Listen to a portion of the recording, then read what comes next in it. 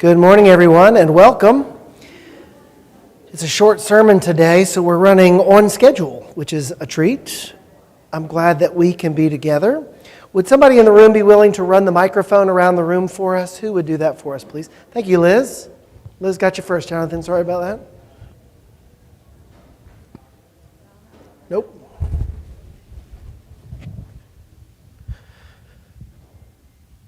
Well, as we begin, let's start with a prayer. It's the prayer at the top of your handout. It's also on the screen.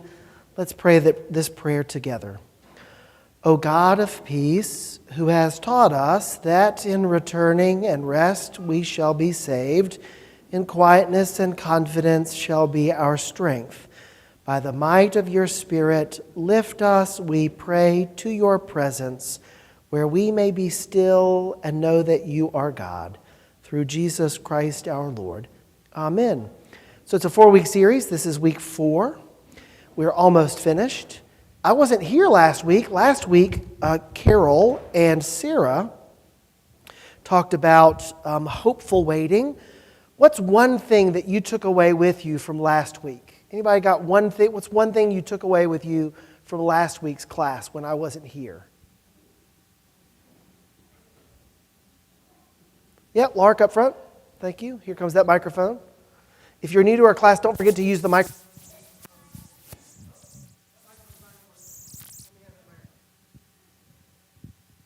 Thank you.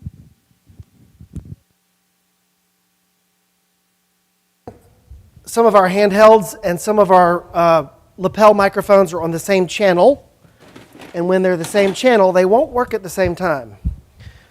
So let's see if this will work better. 1, 2. Yep, there we go. Sorry about that, Lark and Elizabeth. What's something you remember from last week, Lark? Well, I took the suggestions for the playlist, and I made a playlist because I walk every day, and I've been listening to a lot of really good jams of holiday music. But that was kind of a nice reflective thing to take. Yeah, I love that. Thank you. Thank you. Who else has got a takeaway from last week?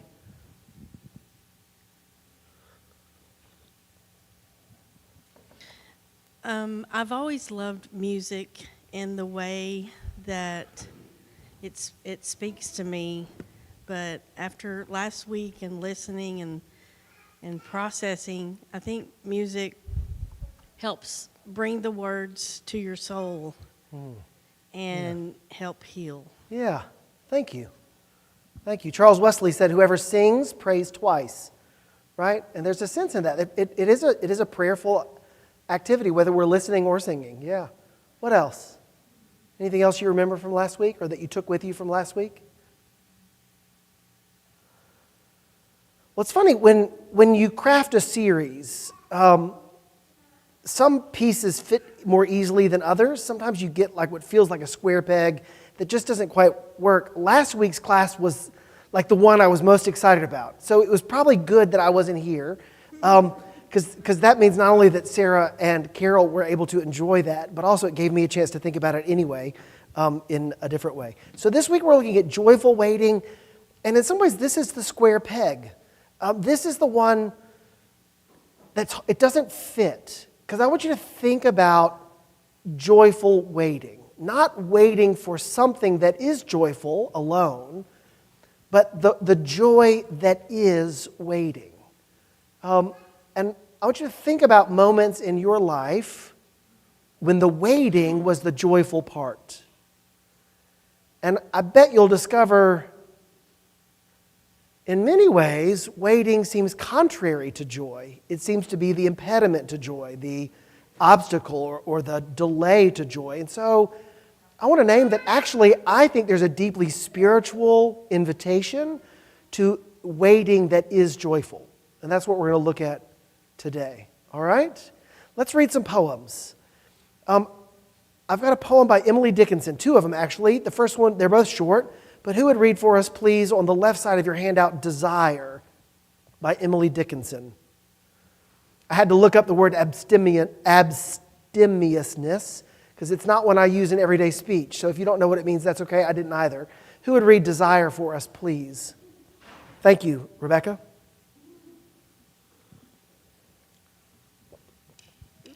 Thank you. So nice to read something by Emily Dickinson. Who never wanted, maddest joy remains to him unknown. The banquet of abstemiousness surpasses that of wine. Within its hope, though yet ungrasped, desire's perfect goal, no nearer lest reality should disenthrall thy soul. Thank you. Kind of hard. Yeah, it's hard. It's hard, isn't it? Yeah. When we were expecting our first child, I would read some Emily Dickinson poetry to Francis in the womb. Because when you're expecting your first child, it's different. By the time you're expecting a second child, you're just trying to get the first one to go to sleep, right? So, anyway. All right, what do you hear in that poem? What do you notice in that poem? Abstemiousness is the state of moderation or withholding. It's the opposite of to excess. Abstemiousness is only a little bit, just a part. Yeah. All right. What do you notice in the poem? What's Emily Dickinson trying to say to you today?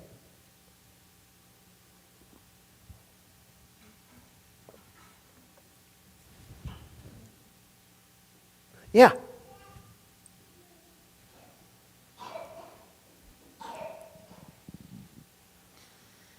I think she's saying it's hard to know joy when you already have everything. Yes. Yes. Yes. Yeah. Thank you. What else? What else is she saying to you today?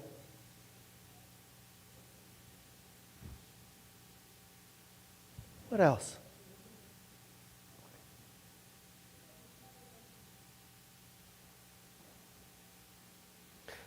Thank you, Susan.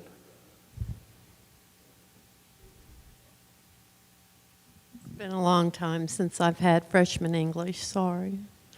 I think the last two lines of the first paragraph, the banquet of abstemiousness, however you say the word, surpasses that of wine. It is, for me, it's saying the waiting is better than the prize. Yeah. Sometimes, or as good as, surpasses it. Yeah. Yeah, thank you. Look at the first image. Who never wanted, maddest joy remains to him unknown. Maddest joy. Why does Dickinson use maddest joy? Not fullest joy, not anything else, just maddest joy. What a delightful way to describe that thing which the one who has never wanted cannot know or have. Why maddest joy? I don't think it means furious. I think it means something else. What's Dickinson's understanding of that kind of joy? The joy that comes from having experienced waiting. What does she understand about that? Dickinson's requiring a lot of us today, and I'm grateful that you're up for the task. Yeah. No, Rebecca. Rebecca raised her hand. Thank you, Rebecca. Save me. Because I don't understand, and I even write poetry, and I like Emily Dickinson, but who never wanted? I thought it meant that would be the maddest joy, not to want anything. But I can't imagine. Maybe it folds over both ways. Yeah. Yeah, I hear, that joy that takes control of your life? That joy that leaves you not even yourself? That joy where you lose your composure, your sense of who you are? The joy when the person in the business suit just starts to skip around like a child, and the audience looks at the person on stage and thinks, what's wrong with that person? Like if you've never wanted, you can't know that all-consuming joy, that taking over your life joy that I think Dickinson wants us to see. That's what I think. I had the benefit of studying this for a couple of days, and I've thrown it on you at the last minute. But I think Dickinson gets that there's something about not having, as we heard at the beginning, not having everything that you would want that is itself a joy. There's a joy in that incompleteness. How does that change the way we think about our faith? How does that change the way we think about our hope? You know, think Christmas is coming, right? And if you don't have children in your house, you've got children in your life near you. What happens if a child gets, if after Christmas Day there's no room for wanting, if there's no room for waiting, like you know, what happens to your birthday? What happens to the next day? You know what? You know, I think there's a beautiful holiness to having something, celebrating it, feasting on it, and yet there's still being something that we're waiting for. I think Dickinson gets that. I think that's a different kind of hope than expecting every box to be checked, every appetite to be sated, every hope to be fulfilled in the way that the world might expect. Thoughts about that? Yeah? You want to come back at me on that? Well, if that's not challenging enough, let's read the second of Dickinson's poems, which I'll confess to you is hard for me to hear. Who would read for us, please, Undue Significance a Starving Man Attaches by Emily Dickinson? Who would read that one for us, please? Thank you. Jonathan, right there next to you. Yep. Undue significance a starving man attaches to food. Far off he sighs, and therefore hopeless, and therefore good. Partaken, it relieves, indeed, but proves us that spices fly in the receipt. It was the distance, was savory. It was the distance, was savory. Same theme. I mean, there's a reason I picked it. What's Dickinson saying to you? What's Dickinson saying to you? I think she knows she's being ridiculous, but at the same time trying to prove a point poetically, right? Yeah. To me, she's saying two things. One, she's never been truly hungry. And two, there's a joy in wanting something more than actually receiving it. Yeah. Think about that. There's a joy in wanting something more than actually receiving it. She uses a challenging example, right? She knows that it's hard for some to hear this, for me to hear this, right? But poets have that gift. That is the gift of the poet, right? Preachers get to say that war is always wrong because I don't have to pick up a rifle and defend our country, right? But my job is I get the luxury, privilege, responsibility of saying in the extreme what cannot be the only statement. And so, but I think as a poet, she's allowed to say this in a way that, right, she's never been hungry, or maybe she has. I mean, anyway, yeah. I'm right there with you, Justin. What else do you hear Dickinson saying in this poem?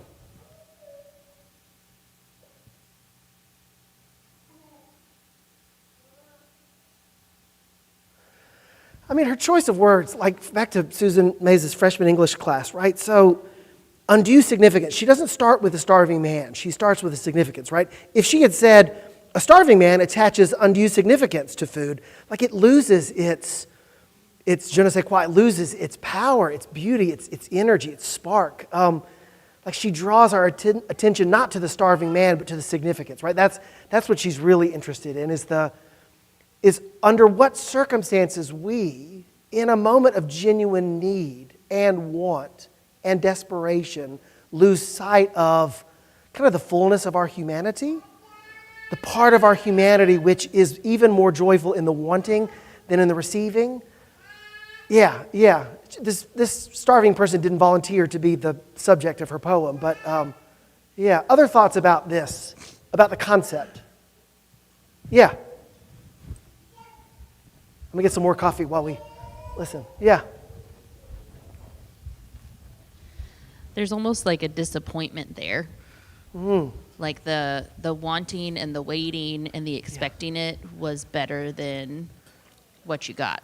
Yeah, and if we step away from the starving person and instead think about less extreme examples, Like, you know, someone once told me a long time ago that if you tell someone, I have a really funny joke to tell you, the result will never be as good as you want. Like, because I've already set myself up for failure, right? I have a joke to tell you, and I'll let you decide if it's really funny. Like, have you ever experienced a date, a trip, a meal, a movie, where actually looking forward to it was as magical as the thing itself? And maybe we can hold on to both. Like maybe if the only joy, if the only satisfaction we get is in the fulfillment of the thing, which is to say, if the waiting has no joy, we'll always be let down. It's possible for each to have its own value. Yeah. Yeah, other thoughts about Dickinson? Yeah, Susan Mace, right up front. Yep. Hold on, wait for that microphone. That's okay. Okay, I'm sorry. I was just thinking, this is kind of off the cuff, but pedagogically, and when you're speaking to people, when you're teaching teachers to be teachers, one of the things that we teach is not to start out, you're probably not going to like this. Yeah. Yeah. Because you're already setting yourself down on the other side. You know this because you must use this all the time. Uh-huh. So this is kind of what this does to me in both of these, actually. Yeah, thank you. I appreciate that. There's a spiritual practice there. There's a spiritual practice. If the only value that our life has, if the only joy that our life has is in the fulfillment and not the waiting, we're lost. Our whole world is waiting. Our whole lives are waiting. Our whole relationship with God is waiting. Advent is waiting. Your whole life is the season of Advent, right? The whole humanity is all waiting. If there was no beauty in that, oh goodness, we're in trouble. Give up, right? But not, of course. All right, who would read for us Perfection by William Carlos Williams? Do you all know William Carlos Williams? Who would read Perfection by William Carlos Williams? Thank you. Jonathan?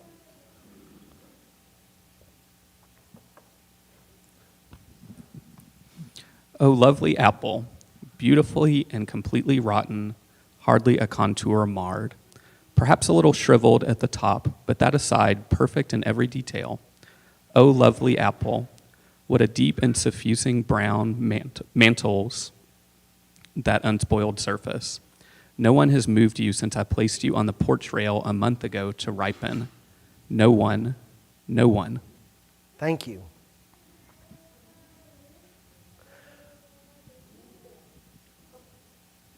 What's William Carlos Williams inviting you to see today? What does he see that without the poet's voice we might not notice?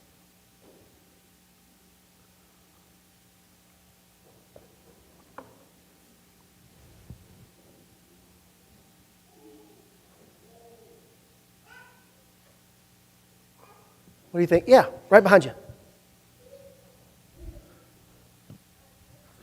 He's seeing the character of the apple afterwards. Yeah, It's kind of yeah, the character of the apple. Yeah, as apple. Yeah, yeah. I heard a sermon once, it's been a long time, but I heard a sermon once that in some ways the prophetic biblical image of the lion and the lamb lying down together doesn't make a lot of sense. Because when a lion is being the fullest lion that it was created to be, it doesn't lie down with a lamb, it devours a lamb. The lion's job is to eat the lamb. And so, in some ways, recapturing the purpose of something in a way that maybe we wouldn't ordinarily hear is important. And here we see an apple whose beauty is in its decay. Yeah. What else do you notice? What else does Williams say to you that you otherwise might not have heard?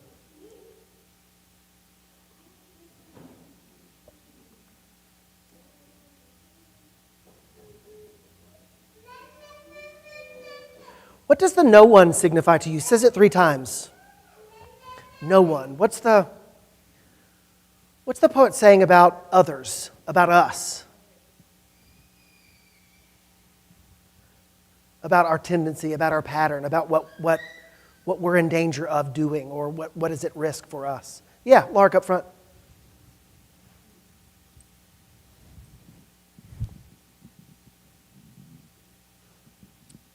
perhaps not seeing something or someone as they are. Yeah. You know? Yeah. Yeah, thank you. Yeah. What else? What else about that no one? I think often the poet's perspective is a spiritual perspective or a faithful perspective. It requires us to not leave the world, but kind of look at the world askance, to see things through a slightly different light, squint-eyed, if you will. This apple to a grocer is useless. To a parent packing a child's lunch, useless. To someone who is only hungry, useless, and yet not useless. It's beautiful.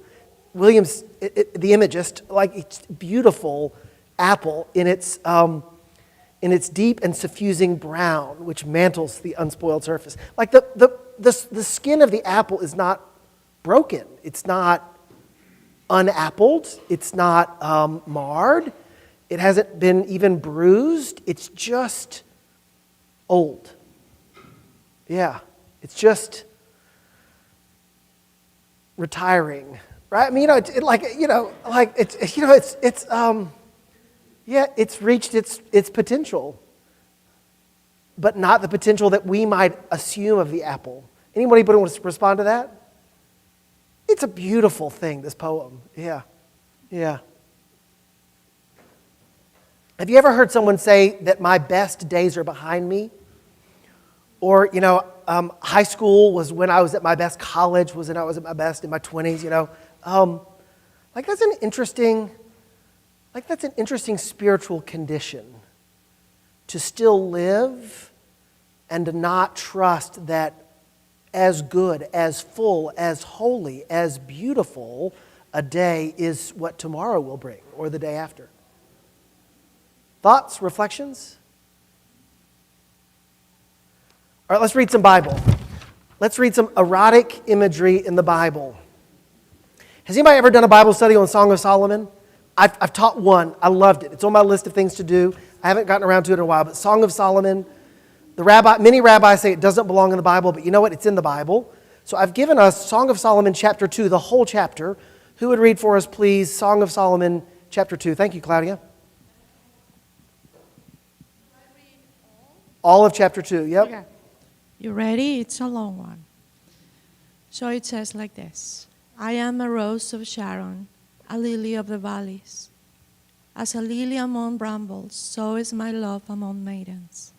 As an apple tree among the trees of the wood, so is my beloved among young men. With great delight I sat in his shadow, and his fruit was sweet to my taste. He brought me to the banqueting house, and his intention toward me was love. Sustain me with raisins, refresh me with apples, for I am faint with love. And that his left hand were under my head, and that his right hand embraced me. I adjured you, O daughters of Jerusalem, by the gazelles of the wild does. Do not stir up or awaken love until it's ready. The voice of my beloved. Look, he comes, leaping up on the mountains, bounding over the hills. My beloved is like a gazelle or a young stag.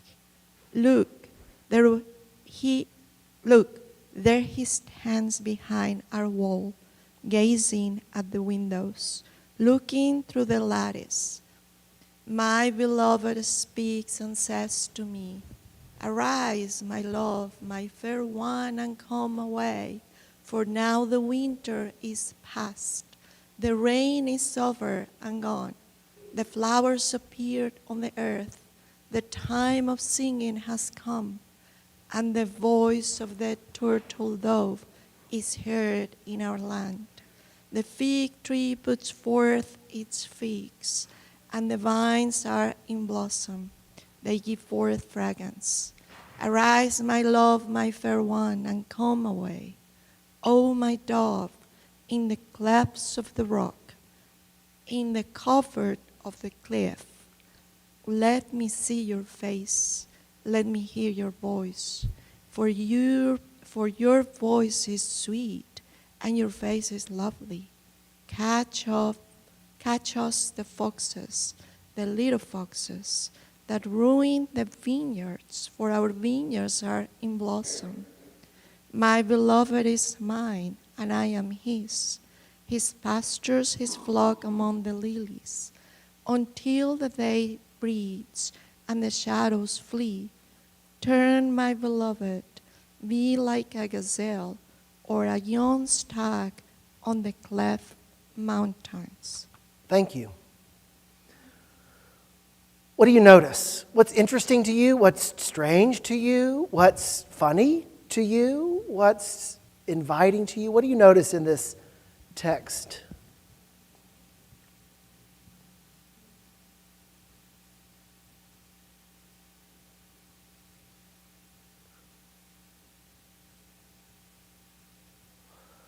One of my favorite things to do right now, because I have adolescent children, is to make them uncomfortable and embarrass them. It's like a personal delight that I have.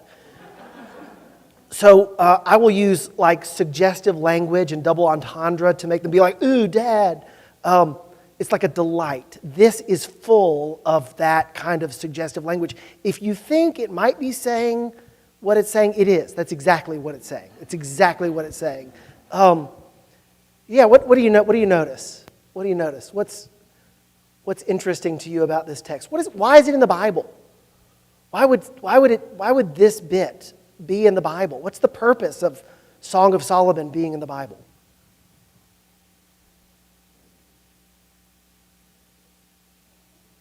What is it? Yeah, Sarah.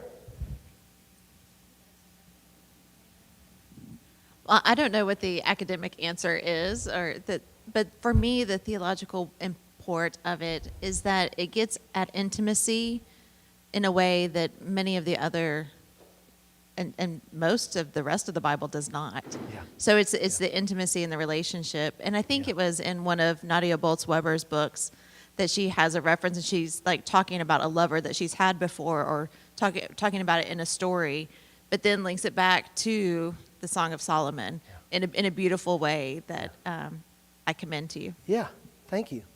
Yeah. Like, in terms of biblical literature, this is tawdry. It is the Danielle Steele of books of the Bible, and yet, as silly as that sounds, like I've never read a Danielle Steele novel. That's not to criticize those who have, but my sense of it is like there's something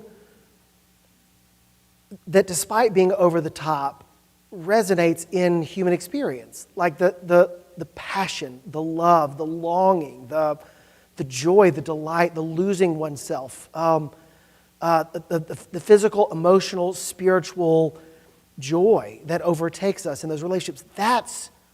Yeah, Sarah, that's the intimacy, like us and God.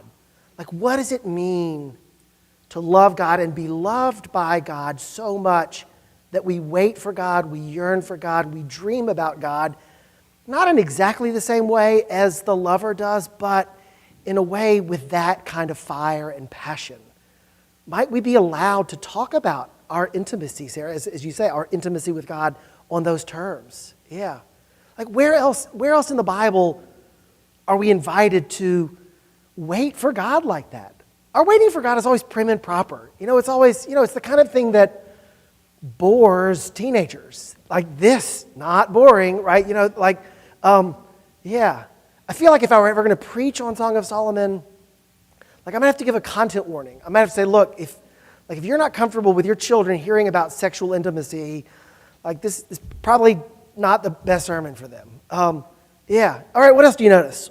So what does it say about waiting? Why would I pick this? Why would I pick this for the joy of waiting? Yeah. Yeah. Thoughts? Yeah. Rebecca.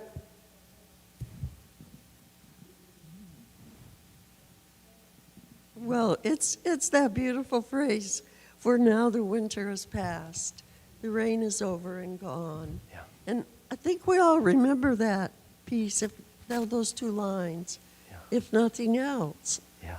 Yes. It's so Yeah. perfect. Thank you. Yeah. There's something about the seasonal the universal experience of winter fading into spring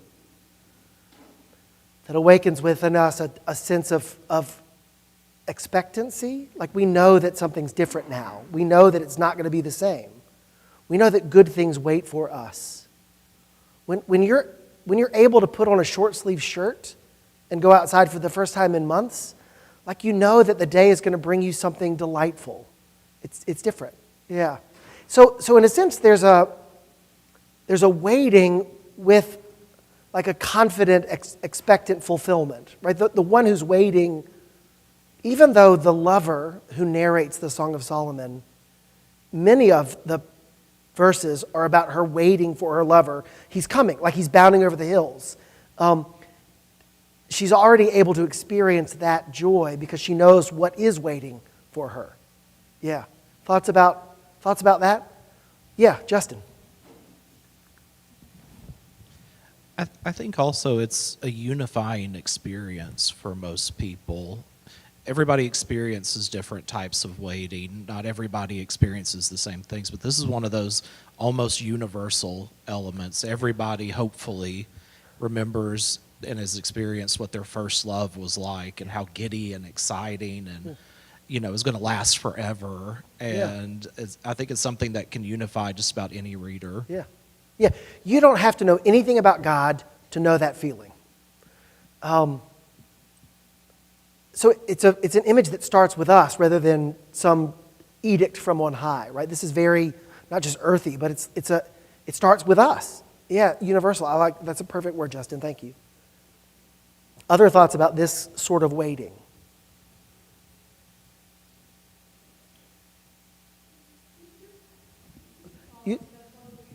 Use that microphone so we can hear you, please. Thank you. Thank you.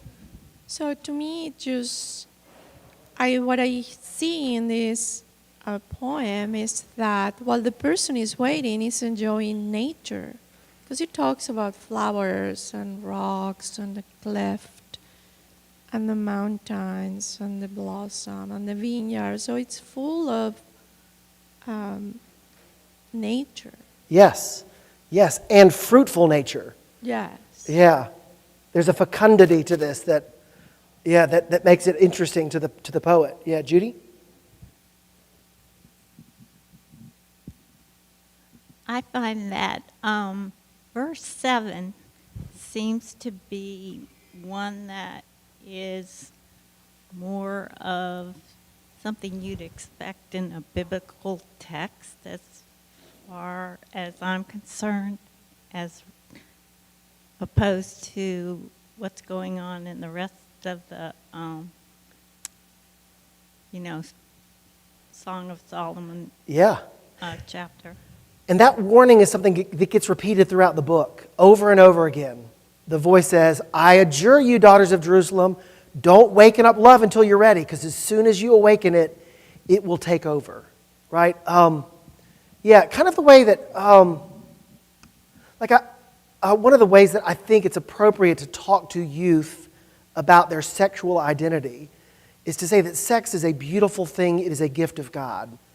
It asks something of you and your partner that you might not be ready to commit to as a 14-year-old, right?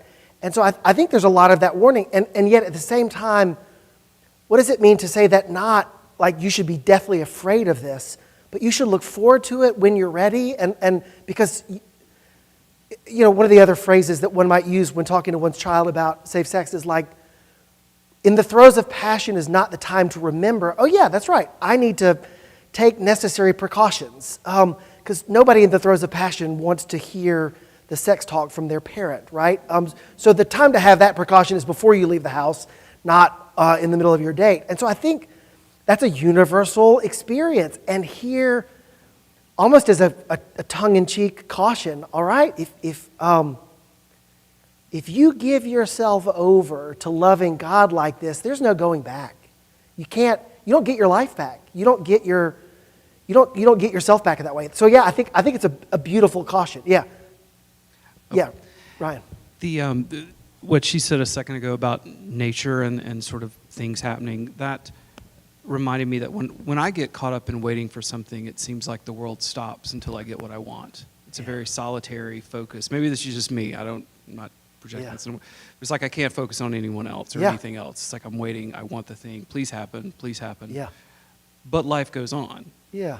You know, the seasons are happening, flowers are blooming and the like. I don't know. I thought that was interesting. That's something I often forget when I'm waiting and desiring something. Yes, and when you're waiting for that phone call and you know it's going to be good news, it's different than if you're waiting for that phone call it's not, right? So what does it mean to be so consumed by the waiting for something good, something wonderful, something that is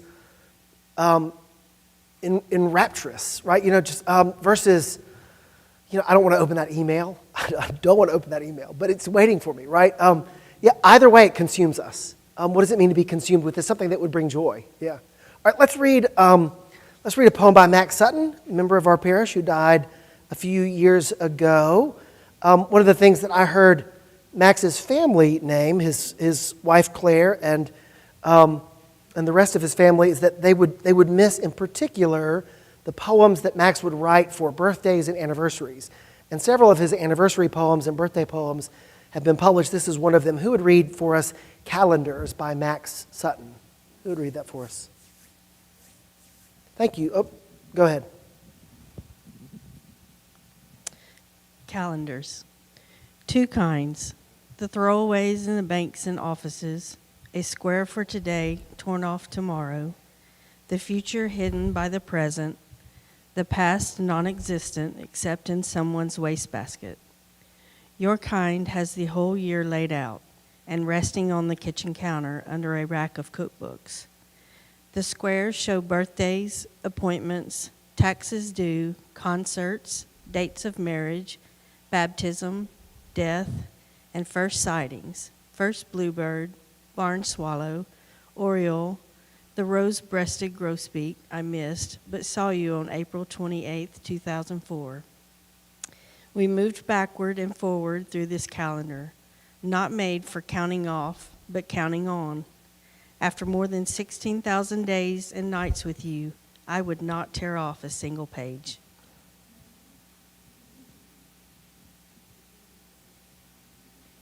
I know Max didn't write it for our class, but I couldn't have asked for a better poem. What's he playing with?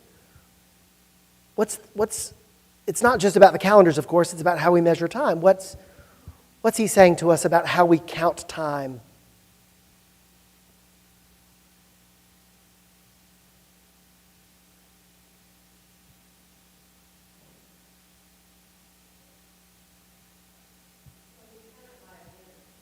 We count it by events, Susan says. Yep.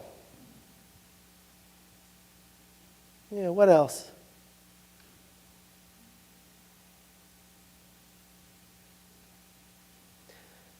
Have you ever been with someone who is so bound to the schedule or the agenda that they lose sight of what's really going on, right? In premarital counseling, I talk about Myers-Briggs and I talk about J's and P's. If you travel on vacation with someone like me who's an extreme J, I promise you that every minute will be mapped out. And I will be sure that you get the most enjoyment out of every one of those minutes because I will have calculated train routes and opening times and walking times and optimized the route. But not once will we walk out of the hotel and say, I wonder what today will bring. Or let's just mosey our way down the street and figure out what hits us, right? So I think there's a risk in always tearing off the next date and just moving through, right? So what's that tell us about waiting? What's the difference between the way the bank calendar waits and the way that the beloved's calendar waits?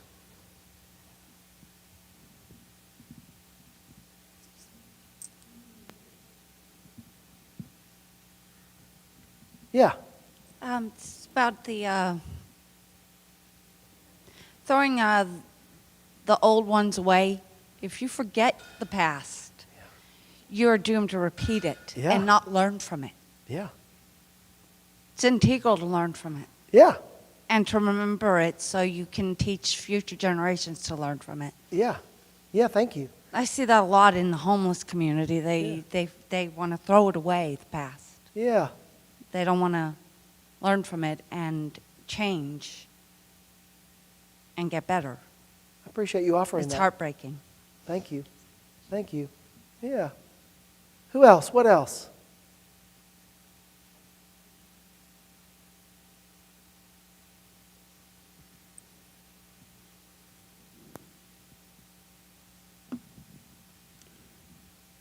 I love the part of this that says, this calendar made not for counting off, but counting on. Yeah.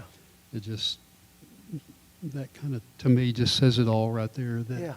you know, you're not tearing the page off and throwing it in the wastebasket, but you're counting all those things that happen even without a calendar. Yeah. Yeah. Thank you. Susan has something to share. I don't know if I can say this without getting weepy, but it was a joke between my sister and I when our dad was aging. You would be talking to him because he had Parkinson's, and really he lived till 94, and it really was not didn't affect him very much till about the last 6 months, but he came much quieter. Sorry for all the background, but you kind of need to know. So you would be sitting there trying to carry on a one-sided conversation with him, and this is a man that read all the time, and those last, 3 to 6 months, he couldn't follow a storyline or anything like that. So you'd just be sitting there talking to him and trying to tell about the day, and all of a sudden he'd say, "Look at that bird." And it got to be a joke between my sister and I because he was seeing the world totally differently. And I think that's exactly what Max is talking about here. Yeah. And it was beautiful, the way he was seeing it, because his calendar days were waning and he knew it. Yeah. Thank you. Thank you. Other thoughts about this sort of waiting? Yeah.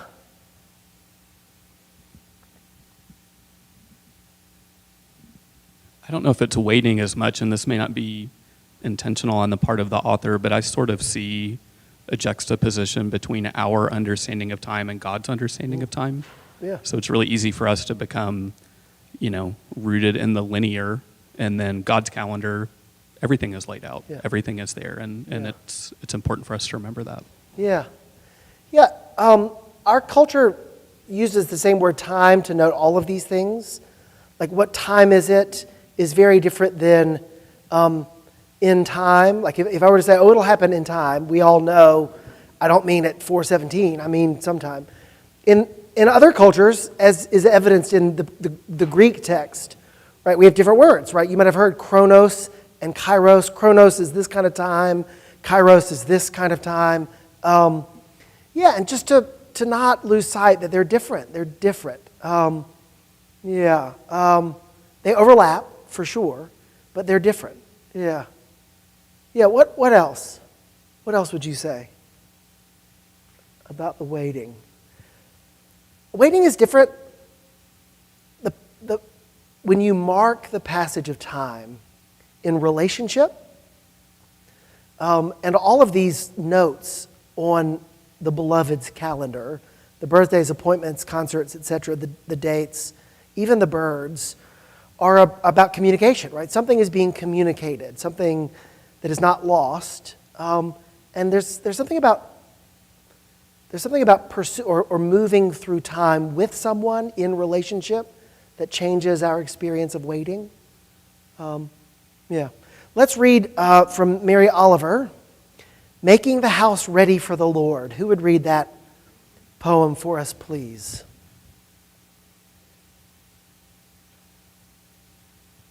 Thank you. Susan or Rebecca, either of y'all.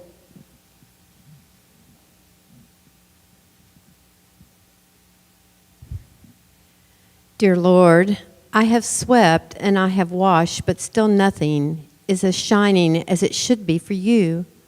Under the sink, for example, is an uproar of mice. It is the season of their many children. What shall I do?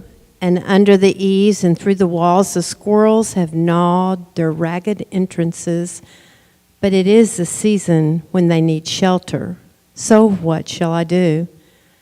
The raccoon limps into the kitchen and opens the cupboard while the dog snores. The cat hugs the pillow. What shall I do? Beautiful is the new snow falling in the yard, and the fox who is staring boldly up the path to the door. And still I believe you will come, Lord. You will. When I speak to the fox, the sparrow, the lost dog, the shivering sea goose, know that I am really speaking to you whenever I say, as I do all morning and afternoon, come in, come in. Thank you. What's Mary Oliver say to you today? Yeah, Vicki.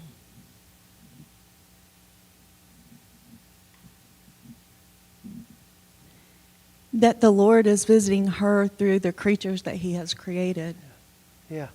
And that by welcoming them, she is also welcoming him. Yeah. Yeah. Thank you. What else?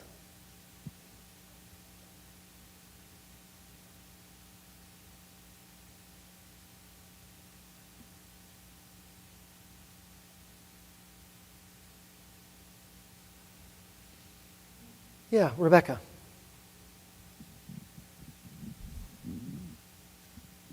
Is she saying, welcome everyone, that we should come in? Yeah. That we should be welcoming, and we should feel that ourselves for them. Yeah. Yeah. I wonder. Yeah. There's a tension and release from the first line of the poem to the end, right? I have swept and washed, but nothing is as shining as it should be for you. And then goes through this list, and yet the things that at the beginning of the poem feel like barriers to God's entry become the very ways that God shows up. Something's changed in her, right? She's discovered that the welcoming even of the squirrels and the raccoon that limps in and opens the cupboard, which is a silly thing to say, that even in that extreme, that is a way of welcoming God. That changes the nature of our waiting. Like, what does it mean to wait for God when waiting for God means accepting the uproar of mice under the sink? Why does that change the way you wait for Christmas in the season of Advent? Yeah.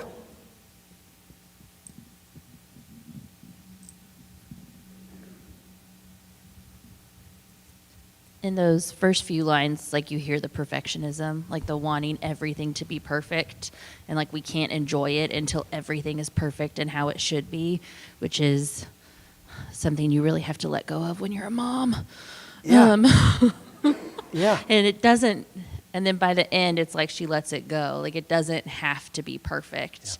Yeah. And it's okay if he shows up when you're not ready. You don't have to have it all ready.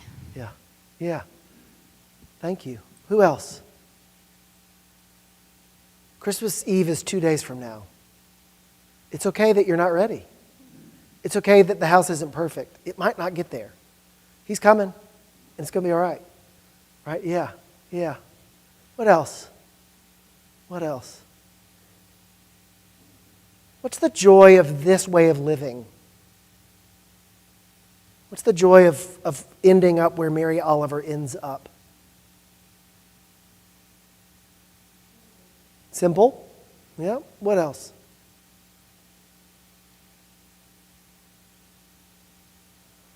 One of my friends, Mary Ward Wisniewski, used to say it's good enough for who it's for.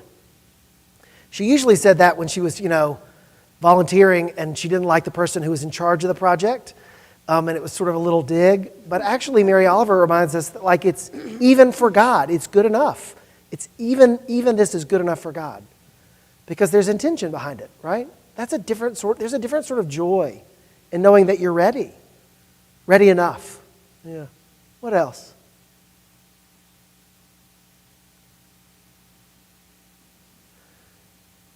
As we finish, We're not going to get to the last reading. It's a bit from Paul's letter to the Colossians. And there's a bit about waiting and waiting joyfully in particular. I think because Paul knows what we're waiting for. Like something has to shift in us, I think, as human beings to discover and name the joy that is waiting. I don't think that comes naturally. I live in a world in which almost always goals are the end of the journey and everything to get there is, something to get through. Like what if life is a road trip where the journey is just as important as the destination, right? Something has to shift in us. Something shifts in our understanding of what we're waiting for and what it means to wait and why we're waiting in order for the waiting itself to become joyful. I think that's the spiritual work of Advent. I think that's what we're doing. I think there's a reason we do it every year, because we need to remember it. We wait. And although the waiting can be full of agony, because of what we wait for and how we wait and with whom we wait, which is to say the nature of the waiting, it's not only empty. It's not only hard. It is hard, but it's not only hard, and there is a joy to it. Yeah? Thoughts about that before we finish? Susan? Hold on for that microphone.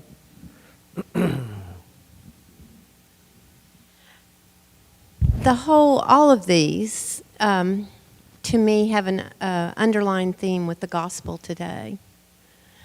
And that was when Mary announced her presence in front of Elizabeth, and in her womb the baby leapt. And that awaiting and knowing that they were going to be together and the bizarre situation of all of that really overrides all of this and that kind of waiting. Yeah. Thank you. Alan? I'm just struck with the thought of awaiting, but with hope. Yeah. Yes. It's different. It's different. We know what the outcome is. By faith. Yeah. Well, I've enjoyed this series. I hope you have as well. Next Sunday, there's no formation. There'll be a continental breakfast. We can enjoy visiting with each other over a cup of coffee. We'll start a new formation opportunity on the 5th. I want to say on the 5th of January. Some friends from Magdalene Serenity House will be here. They have written a book of poetry, and they're going to be here to read some of their poetry and to talk about their poetry. So that'll be January the 5th, and then we'll start a new series on the 12th. Thank y'all.